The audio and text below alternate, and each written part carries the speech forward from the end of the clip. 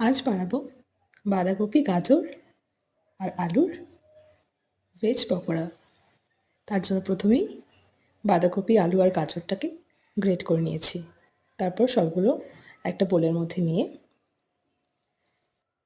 পরিমাণ মতো লবণ, লঙ্কার গুঁড়ো, বেসন, কাঁচা লঙ্কা কুচোনো দিয়ে মিক্সচারটাকে রেডি করে নেব। তারপর 10 থেকে 15 মিনিট এভাবে রেখে গরম তেলে একে একে ভেজে নিলেই রেডি বাঁধাকপি ভেজ পকোড়া।